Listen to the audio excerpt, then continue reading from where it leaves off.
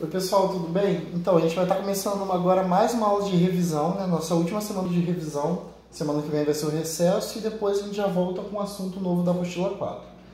Hoje a nossa revisão vai ser sobre a origem da vida, um tema muito importante, cai muito no vestibular, principalmente no Enem, né? O Enem gosta desse tema, gosta de cobrar. Ele não... A UERJ cobra também, mas cobra de uma forma um pouco diferente do Enem. Ela cobra relacionando muito mais evolução, né? Mas ainda assim é um tema que vocês precisam saber. Quando a gente pensa em origem da vida, né? Na verdade, quando a gente pensa nesse tema, os alunos geralmente gostam, discutem bastante e tem essas perguntas aqui que sempre todo mundo faz, né? Qual a origem da vida na Terra? Como surgiu a vida na Terra? Qual a origem do universo? Como se formou o sistema solar? Como surgiram as diversas e diferentes espécies? A vida veio do espaço? Deus criou o universo? Existe vida em outro planeta? Como surgiu o metabolismo? Meu objetivo de aula, em uma aula perfeita, eu deveria responder todas essas perguntas para vocês. Eu vou conseguir? Infelizmente não. Na verdade, posso até conseguir, mas não com uma certeza, sabe? É muito mais como... Algumas coisas aí vai ser muito mais como uma forma de opinião também, infelizmente. Por quê? Muita coisa ainda é muito discutida. E mesmo em pleno século XXI, a gente ainda não tem resposta certa para tudo isso, tá? Tanto que o que responde essas coisas pra gente, que é o que eu vou discutir na maior parte da aula, são as hipóteses de origem do universo, da Terra e de origem da vida, tá? Só que veja bem, eu falei hipóteses. E aí, gente, vocês lembram que na primeira aula de biologia, lá com a Nath, vocês estudam o que a gente chama de método científico? O que é o método científico? É como produz ciência, né? Como qualquer pesquisa realizada. Então você começa com a observação, certo? Aí você vai formular uma hipótese, vai passar pelos experimentos, seu experimento precisa ser comprovado, certo? Para você formular uma teoria. Então quando você fala de hipótese, você não tem nada tão sólido como uma teoria, certo? É totalmente diferente de eu falar sobre leis de Mendel, por exemplo, que é uma coisa que é uma lei, é uma coisa muito mais comprovada e muito mais sólida. Então, quando eu falo de hipótese, eu falo de coisas que tiveram experimentos, mas que o experimento não foi ainda 100% comprovado. A gente não tem uma certeza, mas que é o que está mais próximo de ser possível. Então, tudo que eu vou falar aqui é o que está mais próximo de ser possível. Nada é 100% certo, tá? Mas ainda assim é importante vocês terem essa visão. E aí, quando a gente fala de origem da vida, existem duas formas de explicar a origem da vida, né? Dois pensamentos diferentes que surgiram no decorrer do tempo. O primeiro pensamento é a abiogênese. O que seria a abiogênese? É uma ideia de que os seres vivos tinham origem nos objetos inorgânicos. Ou seja, basicamente, quando a gente fala de abiogênese, são objetos que vão servir para serem precursores da vida. Então, essa ideia, os cientistas e pessoas e outras pessoas que defendiam essa ideia acreditavam que a vida ela surgia de uma geração espontânea, certo? Então, dessas regiões que ficam nos lagos, podia surgir um sapo, aleatoriamente, espontaneamente, certo? As aves elas poderiam surgir espontaneamente da terra e sair voando. Então, é isso que a biogênese fala, basicamente. É uma geração que não depende de outra vida para surgir. E o principal defensor dessa ideia de abiogênese, né, o que a gente mais estuda, é esse carinha aí, que é o Jean-Baptiste Van Helmont. Ele elaborou uma receita para produzir ratos por geração espontânea. Então, basicamente, ele criou uma receita sobre como produzir ratos pela biogênese. Então, olha só, sim, isso aconteceu, tá, gente? 1570, lá para 1600, por aí. Coloca-se num canto, sossegado pouco iluminado, camisas sujas. Sobre elas espalhe-se grão de trigo e o resultado será que em 21 dias surgirão ratos. Sim, ele escreveu isso como se dessa forma surgisse a vida. E eles acreditavam nisso, durante muitos e muitos anos, a biogênese ficou como uma ciência sólida, como uma forma de comprovar, como se existisse uma força no universo que através disso, espontaneamente, fosse surgir esses seres. E aí, obviamente, hoje em dia a gente sabe que isso não faz sentido, então precisava surgir um outro pensamento para poder bater de frente com isso. Porque da mesma forma que você está vendo esse vídeo e está vendo quão absurdo é isso, pessoas na época também acharam absurdo. Daí surge outra ciência que é a biogênese. Então o que seria biogênese? É o oposto da biogênese. Então, enquanto a abiogênese é a formação da vida a partir de algo inorgânico, né, algo inexistente, algo que não tenha vida, a biogênese ela vai ser aquela ciência que vai estar tratando como a origem da vida a partir de um precursor, que seja orgânico. Né? Então, para ter vida, precisa ter algo anterior, algo que vai preceder, que vai anteceder, né? Que seja orgânico, que tenha vida, que tenha matéria-vida, que tenha matéria viva e tudo mais. E isso é uma discussão absurda. Então, nessa briga de biogênese e abiogênese, nós temos vários experimentos para comprovar quem estava certo e quem não estava. E aí nós temos o experimento de Red, o experimento de Jobot, de Needham, de Spallanzani e de Pasteur. Então, eu vou falar desses experimentos com vocês para vocês entenderem, eles caem no vestibular. Primeiro experimento de Red foi o primeiro cientista a mostrar experimentalmente a tentar provar experimentalmente. O Red foi o primeiro cientista a tentar comprovar experimentalmente que a biogênese, tá? Biogênese, ela seria certa e a abiogênese não existiria. Então o que ele fez? Ele fez 3 comparativos. Ele pegou, porque uma coisa que diziam muito, né, uma forma de defender muito a abiogênese, era essa geração espontânea, e aí falavam de carnes, que começavam a surgir larvas do nada nas carnes e tudo mais, larvas de moscas, e essas larvas depois se desenvolviam e virariam moscas. Então, ele fez um comparativo. Tá, então vamos pegar. Vou pegar e separar frascos abertos, pego um pedaço de carne e coloco em frascos abertos, pego um pedaço de carne e coloco em frascos tapados, pego um pedaço de carne e coloco em frascos, além de tapados, com uma gaze por cima, com algo que possa permitir, que não seja totalmente fechado, né? Que possa permitir que o odor da carne saísse e atraísse qualquer inseto, qualquer coisa do tipo ali. Então, olha só, como que ele conseguiu mostrar, né, que a abiogênese não faria sentido. Nessa carne aqui, que ficou aberta, surgiram um monte de larvinhas, porque as moscas entraram ali e liberaram. Nessa que está fechada, não surgiu larva. Nessa que está vedada, né, com essa gaze, não surgiu larva e o que você vê? As moscas aqui em cima, porque o odor atraiu as moscas. Então aí ele vai falar o quê? Na verdade, essas larvas não surgem espontaneamente, são as moscas que vão ali e colocam as larvas na carne. Ótima explicação, na verdade ele fez um experimento muito bom, uma forma de mostrar, olha só, o que vocês falaram não existe. Mas acabou por aí? Óbvio que não, porque a gente sabe que tudo para construir é difícil. Então, qual foi a réplica, né, o argumento contra o experimento de Red? Eles falaram que o fato disso estar certo não exclui a abiogênese, não exclui a geração espontânea.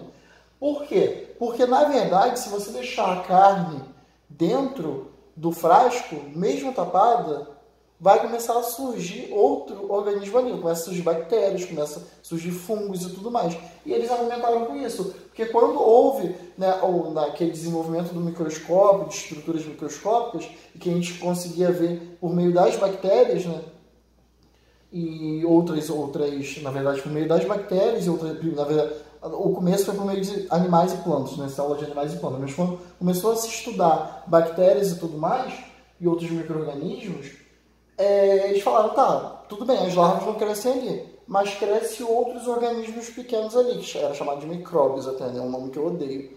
Mas crescem outros organismos ali.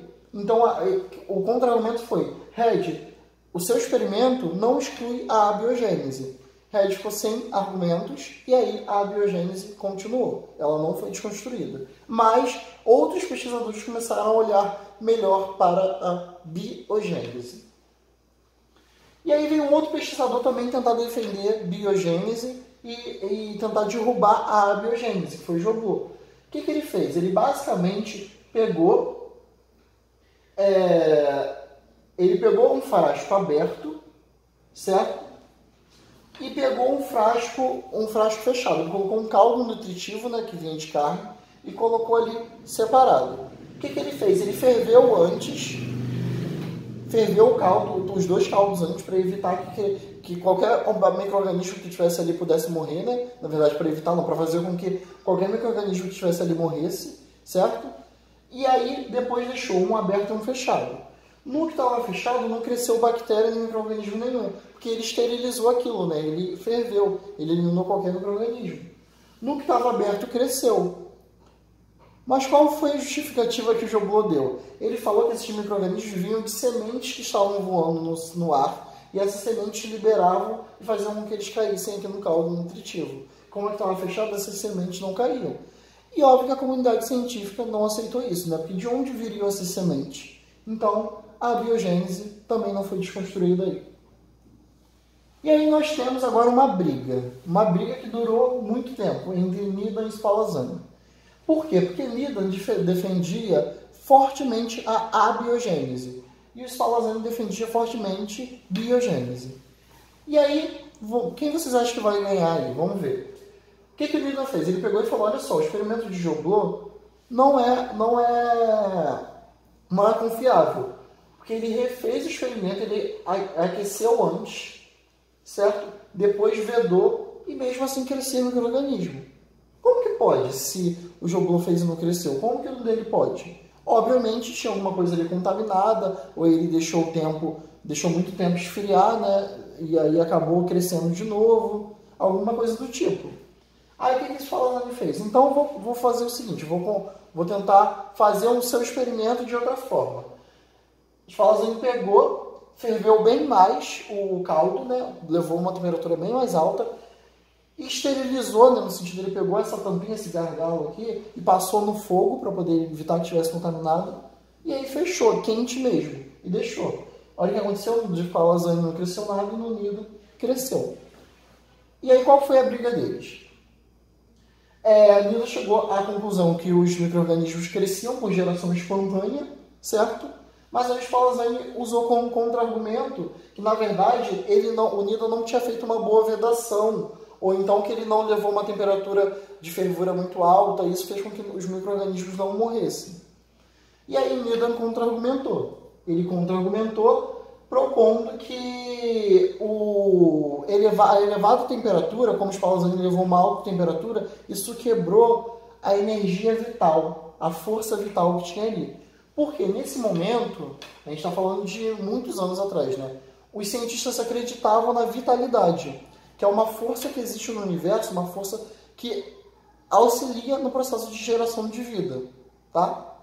E o Needham fala que quando a Spallanzani eleva isso a uma alta temperatura, ele quebra essa força vital, entende? E aí por isso que não pode ser gerado vida. A Spallanzani contra-argumentou quebrando, ele pegou, abriu os frascos, quebrou, né? Porque ele tinha na verdade esterilizado e fechado completamente, né? Porque fundido, né? Aquela parte do gargalo, quebrou aquilo ali e expôs. Quando ele expôs, o que aconteceu? Cresceu o micro-organismo.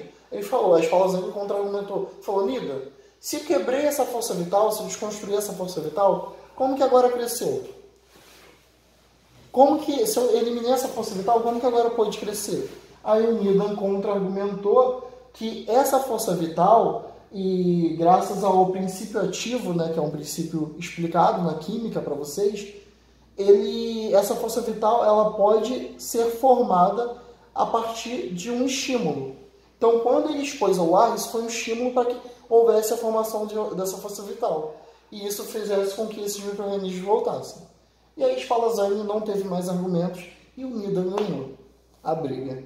Sim, o defensor da biogênese ganhou a briga. Bizarro, né? Mas, um pouco mais à frente, a discussão ficou muito mais séria. Tanto que a Academia de Ciências ela estava oferecendo um prêmio para quem pudesse comprovar de forma mais sólida que biogênese realmente era o certo. E aí, no anfiteatro, antigamente, né, onde eu via apresentações de experimentos científicos, os cientistas iam lá, colocavam o seu experimento, deixavam exposto para que as outras pessoas pudessem ver. E aí Pasteur fez isso. Pasteur cria um experimento que ele chama de pescoço de cisne, certo? Ele pega essa vidraria, coloca um caldo de carne, um caldo nutritivo, ferve, porque a gente sabe que tem que ferver para eliminar qualquer micro-organismo que tem ali, e colocou esse pescoço de cisne. Só aqui na pontinha que tem uma abertura, não tem mais nada aqui. O que acontece? Esse líquido permanece estéril, tá? Quando ele quebra esse pescoço do cisne, que ele quebra esse gargalo, o que acontece? Tem crescimento microbiano. E aí, o que acontece? Quando Pasteur ele pega para analisar esse pescoço do cisne aqui, começa a analisar que tem várias bactérias ali, só que não chegam até aqui porque aqui está vedado, ou seja, ele deixou o pescoço aberto e aqui o frasco vedado. Então, na verdade, os micro-organismos as bactérias estavam entrando ali do ar, só não caiu aqui porque estava vedado. Aí, finalmente, a abiogênese foi desconstruída. Pasteur foi responsável por quebrar a abiogênese. Realmente não tinha mais argumentos contra isso, né? Não tinha mais como defender a geração espontânea, apesar que eu participei de um evento há um tempo que teve um cara que estava falando, muito engraçado, falando dessa possibilidade e tudo mais, enfim, essa gente louca.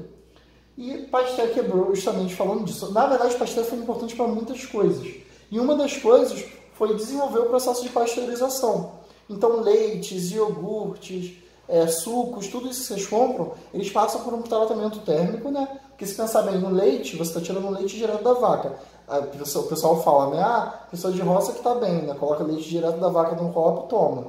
Isso é extremamente perigoso, gente. A teta da vaca tem milhares de micro-organismos, tem muitas imunoglobulinas. Isso pode fazer muito mal. Acho que se eu tomo um leite daquele, eu começo a passar mal por uma semana inteira. O leite você tem que tirar e elevar uma temperatura muito alta para poder eliminar. E o tratamento térmico que foi desenvolvido por Pasteur é justamente isso, por isso o nome pasteurização. Então, quando você vê leite pasteurizado, suco pasteurizado, é isso. É que aquele produto ele passa por um tratamento térmico drástico para poder eliminar os micro-organismos. Drástico, eu digo, tipo leite UHT, que é esse leite em caixinha que a gente compra. O leite é levado a um equipamento onde ele é levado a uma temperatura de 150 graus Celsius durante 3 segundos, para não queimar, obviamente. Então, eleva essa temperatura durante 3 segundos, elimina todos os micro-organismos e aí o leite fica esterilizado, né, ou pasteurizado. Aí, então já entendeu, já fechou isso, né, da origem da vida, já fechou que biogênese está certo e tudo mais, mas ainda tinham muitas perguntas a serem feitas. A primeira é que conseguimos entender como surge o primeiro ser vivo, mas e como surge o universo, né? Como que há a formação do universo? Então, a teoria mais aceita atualmente é que o universo ele teria surgido graças a um aumento de pressão. Então seria um nada, né? A gente estaria em um vazio absoluto. A gente não, né? O universo seria um vazio absoluto onde não tem nada.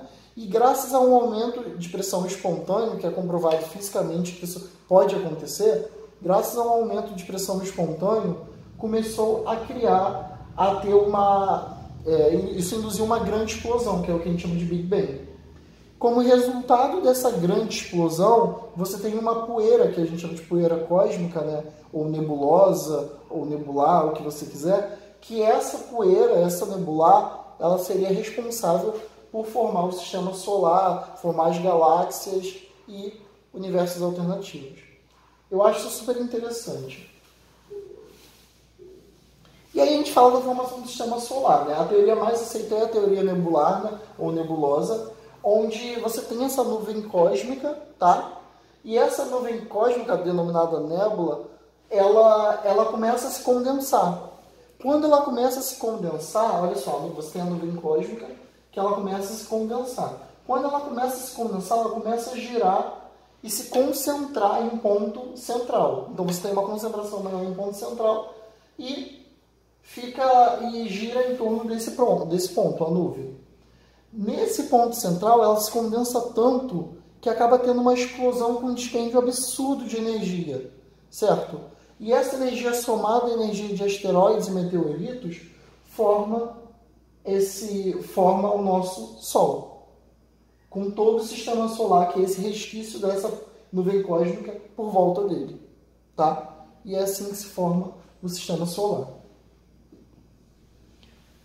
Aí, então teve essa discussão de como iria ser surgido o universo e tudo mais. Eu adoraria dar uma aula só sobre o surgimento do universo para vocês, mas a gente não tem tempo para isso, né? Na escola talvez até desse tempo. Mas a discussão de origem da vida não acaba, porque tem muitas perguntas. Como era o primeiro ser vivo? Como que isso aconteceu? Por que a gente está aqui? Vocês já se perguntaram por que a gente está aqui? Por que você nasceu? Onde você estava antes disso? Tinha uma outra encarnação ou você era só uma partícula e não lembra de nada? Entende? Então, são muitas perguntas que ainda não foram respondidas. E tem muita hipótese para a origem da vida. O que eu coloquei aqui para vocês são as três principais. As três principais são a do criacionismo, da panspermia cósmica e a hipótese química. Todas as três têm erros e defeitos, umas mais que as outras, óbvio, mas tem sempre uma que é um pouco mais aceita. O criacionismo, ele sugere que tudo foi criado por uma entidade divina. Então, o que o criacionismo fala? Ele fala de um Deus, que esse Deus ele é soberano e absoluto, o Todo-Poderoso, que é capaz de formar todo o universo sozinho. Mas, qual é o grande defeito dessa hipótese? Quem criou Deus? Essa é a primeira pergunta que a gente pode fazer. E aí, você pode contra-argumentar dizendo, ninguém criou Deus. Deus é onipresente, onipotente, onisciente. Deus sempre existiu. Ele é o alfa e o ômega, certo? Ele é o princípio e o fim. E aí surgem as outras perguntas. Mas como Deus criou tudo? Se você olha, então, o questionamento, né, as religiões, as entidades e ao criacionismo, que de todas as hipóteses é a mais antiga, é que se você olha e analisa o tempo em que todos os textos, seja cristãos ou seja de qualquer religião, falam desde a criação do universo até chegar aqui, você vê que a conta não bate. Entende? Então tem todo esse questionamento também.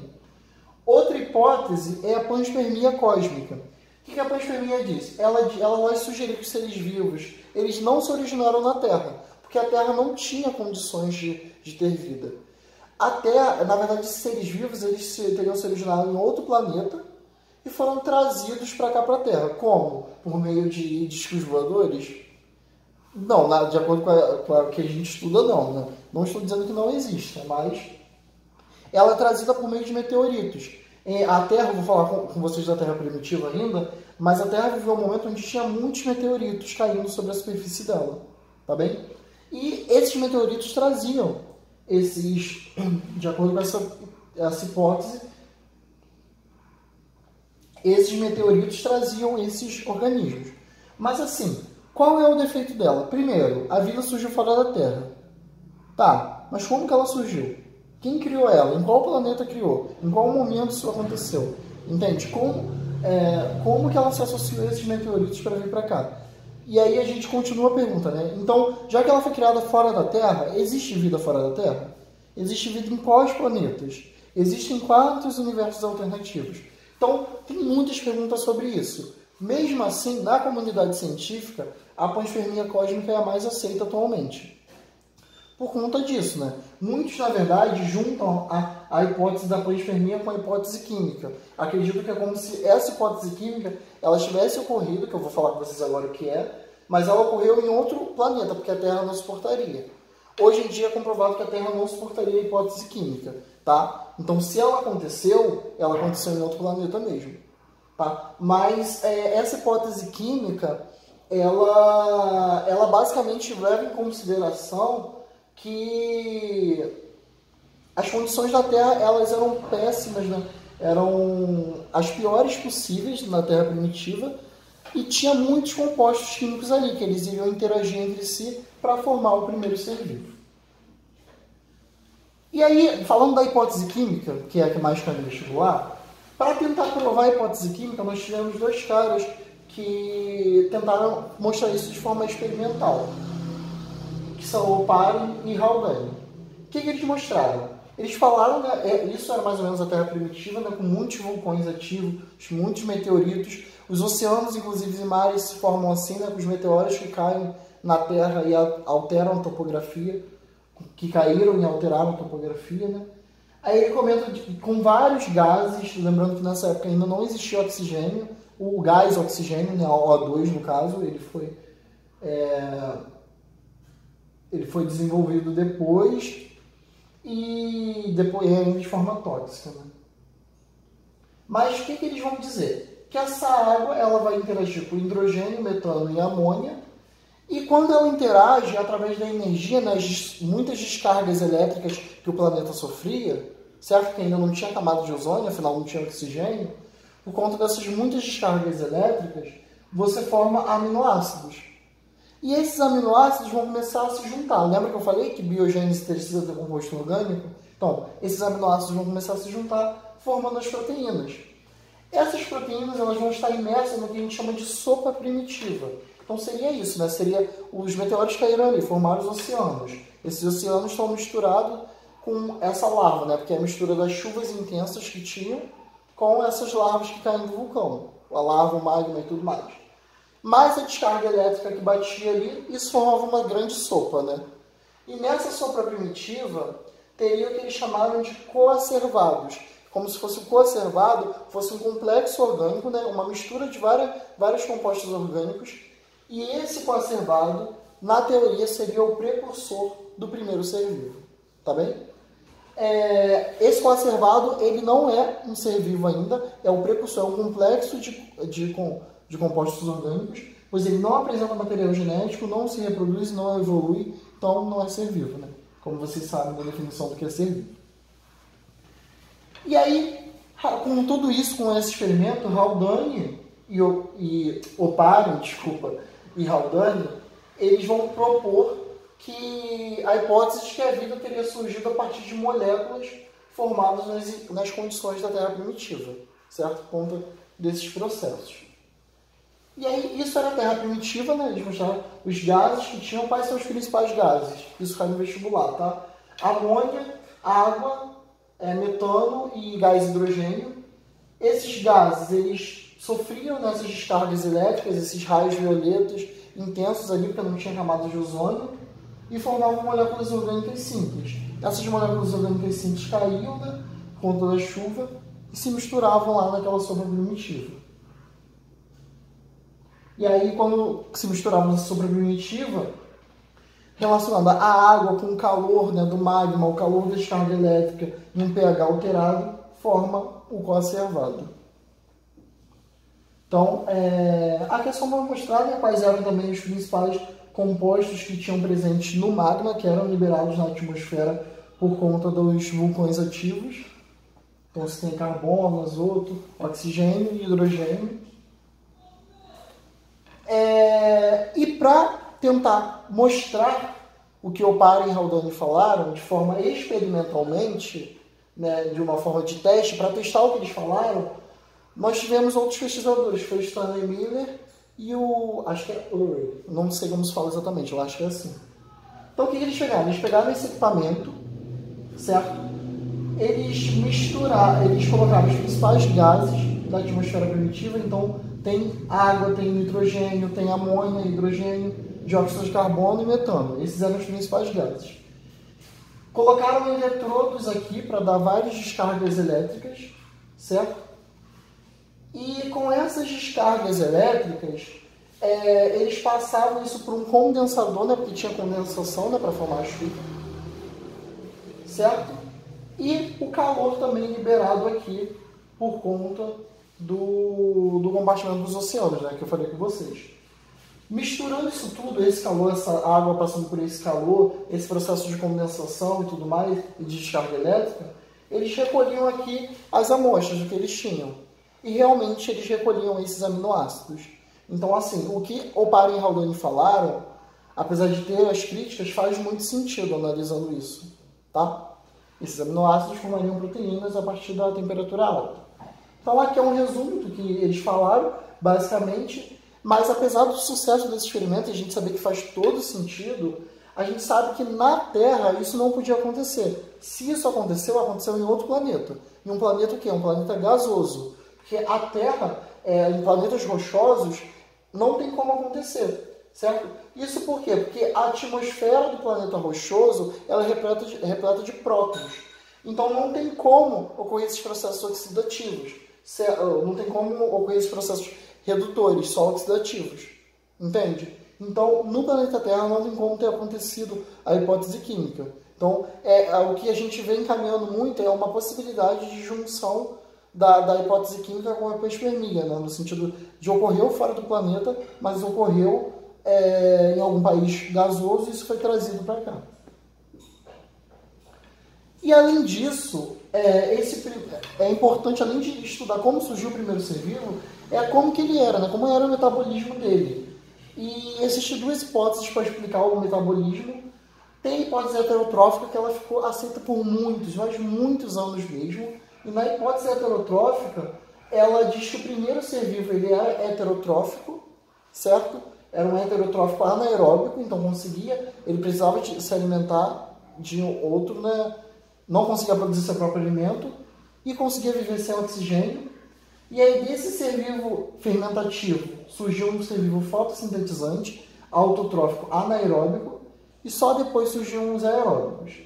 Enquanto a hipótese autotrófica diz que o primeiro ser vivo era quimiosintetizante, certo? Autotrófico anaeróbico, depois surge o fermentativo, depois fotossintético e por último a respiração. Então antes desse fermentativo teria um quimiosintético.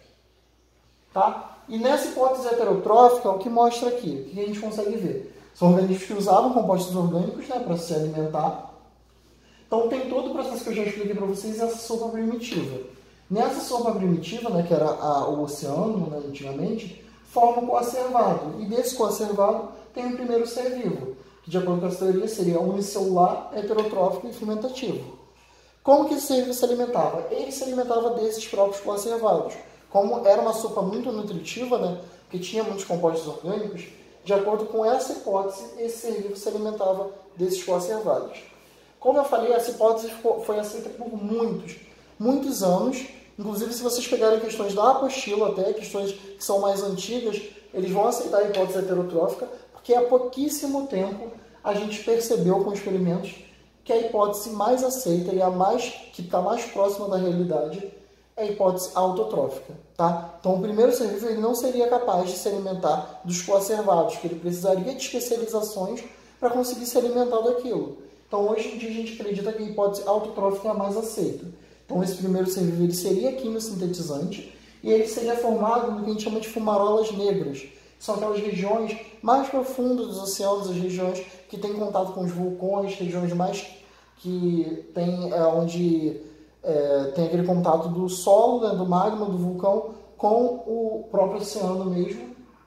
Tá? E esse primeiro ser vivo, isso é bem importante, seria um organismo quimiolito autotrófico. Então, químio por ser quimiosintetizante, né?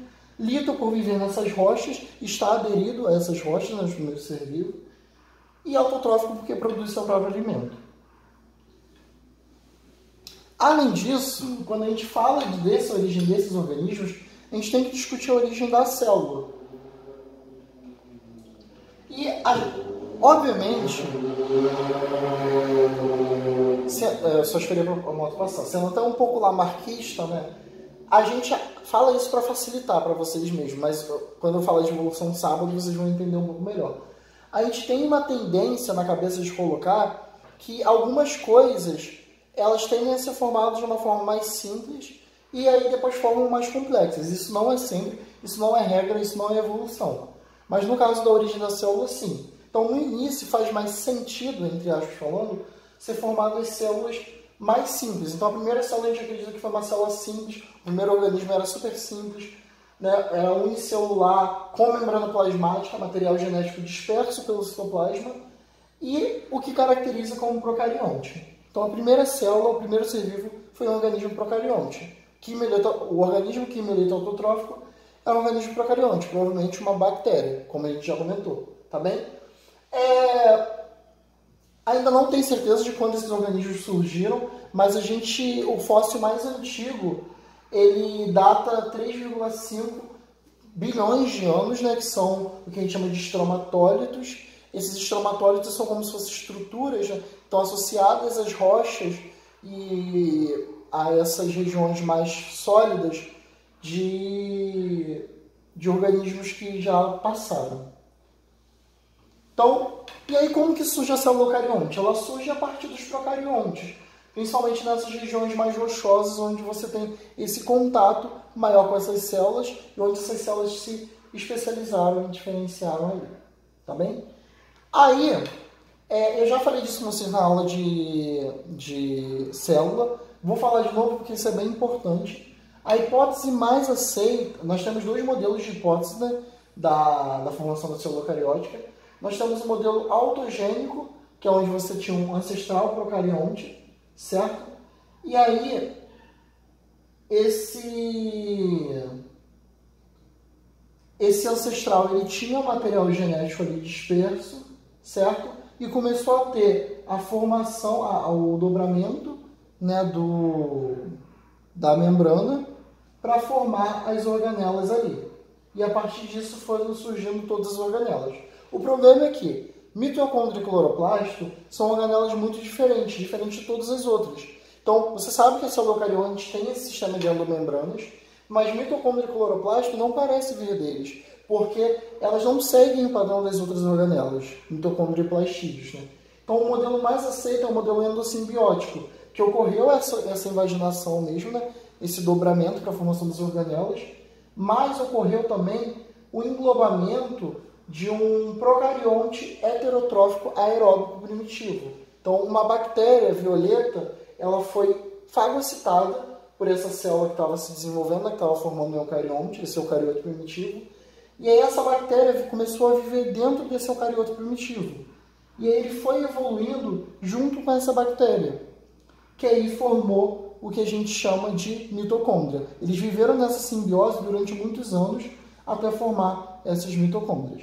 E algumas dessas células, desses eucariontes que já tinham fagocitado essas bactérias violetas e desenvolvido a mitocôndria, também passaram por uma endossimbiose secundária, que é fagocitar um outro procarionte, só que não um procarionte heterotrófico agora, sim um procarionte fotossintético, ou fotossintetizante, né? Não gosto desse termo, fotossintético, ele não é muito correto, não. Fotossintetizante. E aí esse procarionte fotossintetizante também viveu bem ali, né, por esse processo de simbiose com esse eucarionte, e aí desenvolveu outra organela que é o cloroplasto, tá? As outras organelas foram geradas pelo dobramento mesmo. E aí, assim você consegue formar essas organelas. E quais são as evidências de que essa teoria está certa, a teoria da endossimbiose? Presença de DNA exclusivo nas mitocôndrias e cloroplastos. Então, assim, o DNA, a mitocôndria e o cloroplasto, além do núcleo, são as únicas organelas que têm DNA dentro. E esse DNA é um DNA circular, que lembra o DNA das bactérias, como vocês já viram. Tem capacidade de autoduplicação, então, antes de realizar a divisão celular, essas células elas se autoduplicam, assim como as bactérias. Presença de proteínas próprias e muitas proteínas iguais das bactérias. E presença de envoltórios duplos e triplos de membranas de cloroplastos. Então, ainda tem isso, né? Porque acredita que uma das membranas dessas organelas, por ser diferente, vocês já viram, né? Uma mitocôndria e um cloroplasto, por terem uma membrana diferente, acredita que essa membrana diferente veio da endossimbiose. E aí está mostrando, já mostrei esse esquema para vocês, né? A formação de uma célula animal e vegetal, onde essa célula animal passa por esse processo de endossimbiose primária e a célula vegetal passa por diferentes processos de endossimbiose.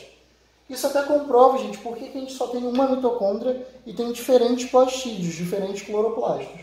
Porque a mitocôndria, a formação da mitocôndria foi um processo de endossimbiose só. A formação de cloroplasto foi mais de um processo. E aí é importante lembrar que mitocôndria e cloroplasto eles mantêm essa capacidade reprodutiva, eles continuam tendo essa capacidade de se autoduplicar, certo? E que a mitocôndria foi originada de uma bactéria heterotrófica aeróbica, ou uma bactéria violeta, tá? E o cloroplasto é uma bactéria fotossintetizante autotrófica, ou seja, uma cianobactéria. Além disso, também é importante falar da origem da multicelularidade, tá? Acredita-se que os primeiros seres multicelulares tenham sido algas, os primeiros seres multicelulares, que por reprodução tenham se tornado filamentos e dividido seu corpo trabalhado, tá? Então, essa multicelularidade, ela teria sido justamente por conta disso, né? De células que começaram a se juntar, começaram a formar um aglomerado, e começaram a se diferenciar a partir disso.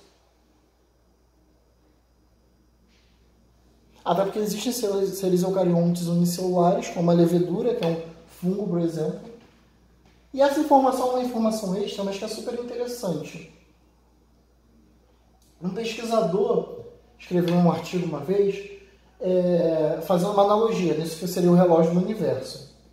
Ele comparou se todo o tempo do universo tivesse um dia, para poder saber quando que os seres humanos em um dia teriam nascido. Em qual horário, né? Para a gente ter uma noção de onde a gente está nessa escala do universo. Ele considerou um segundo como 52 mil anos, um minuto como 3 milhões, 125 mil anos, e uma hora como 187 milhões e 500 mil anos. Vocês sabem que eu, de números, eu sou meio... ainda estou sem óculos, né? Finalmente, essa semana eu vou pegar meu óculos, inclusive. E aí, nessa formação do universo, teve a formação da Terra, né? Desenvolvimento. Se considerar nesse período, nesse processo, quando que o homem teria nascido, em 24 horas, o homem teria nascido em um dia inteiro, às 11h59 da noite, 11 horas da noite, 59 minutos e 30 segundos. Ou seja, nos 45 do segundo tempo, né? Então, olha quanta coisa já aconteceu antes da gente. Isso também desconstrói o criacionismo, né? Porque as hipóteses criacionistas e religiosas acreditam como o homem sendo uma das primeiras coisas formadas. E não é a última, uma das últimas, né? A última. Aqui, no final, nos 45 do segundo tempo, olha quanta coisa aconteceu antes da gente. Isso é importante, até mesmo para desconstruir um pouco essa ideia muito antropocêntrica, né? Como o homem sendo o centro do universo. E além disso, a Terra ela passa por muitas modificações, né? A gente sabe disso, muitas modificações geológicas e tudo mais. Tanto que, há muitos anos, a gente não tinha os continentes como temos hoje. Nós tínhamos o que a gente chamava de Pangeia, era tudo junto. E por essas modificações geológicas, né, pelos movimentos de placas tectônicas, isso foi se espalhando, foi formando, né, os oceanos foram separando os continentes, até chegar no que a gente tem hoje, tá bem? E essas eras geológicas, elas vêm de muito tempo, né? Então a gente tem, desde o Ordoviciano, que ele durou cerca de 10 milhões de anos, tá? E aí, nesse período, você observa uma extinção em massa de 60% de indivíduos marinhos e calcula-se que mais de 80% dessas espécies tinham desaparecido. Depois a gente tem o Devoniano tardio, tá? Que ele durou aproximadamente 3 milhões de anos. Tá? E você observa também uma extinção em massa de mais de 80% de espécies marinhas. Você tem o final do Permiano, tá? Que ele não tem a duração dele é desconhecida, mas você tem mais de 80% de extinção dos indivíduos marinhos também. E acredito que 95% dessas espécies que viveram nesse período já desapareceram. A gente tem o final do Triássico também, que ele dura de 3 a 4 milhões de anos, tá? Onde mais de 80% das espécies marinhas desapareceram. E o final do Cretáceo, que ele dura aproximadamente 1 milhão de anos e mais de 70% das espécies marinhas desapareceram, até chegar ao Quaternário, onde já passou por várias mudanças. Óbvio que assim, isso é bem específico, mas vocês não precisam saber as características de todos os anos, só o principal, porque isso também não cai tanto no vestibular, mas é bom ter uma noção básica. A questão, gente, o que vocês precisam tirar daqui é que a Terra ela passa por muitas modificações. Então é até difícil entender, conseguir calcular e pensar em um ponto inicial de onde é difícil criar uma teoria. Por isso que todas aquelas perguntas que eu fiz no começo da aula não foram respondidas ainda. Porque a gente não tem simplesmente todas essas respostas. A gente tem hipóteses, coisas que chegam mais próximas disso. Para fechar a aula, eu vou fazer uma indicação de filmes e séries para vocês. São filmes e séries que falam sobre formação de espécies, origens de vida, transporte em espaço-tempo, tá? Eras geológicas. Então, assim, Orphan Black é uma série maravilhosa. Cosmos é uma releitura de uma série da década de 80. Há vários filmes da Marvel, eles relatam isso de transporte temporal, né? De formação de universo, formação de galáxias. Eu botei Endgame porque é o meu preferido, mas aqui mostra também essa questão de transporte, espaço-tempo. Esse filme aqui, Splice, a Nova Espécie, é muito bom também. Faz você entender muitos conceitos de genética, que vocês verão ainda comigo. e a Era do Gelo, que mostra mesmo sempre essas mudanças geológicas. Enfim, tem muitos outros.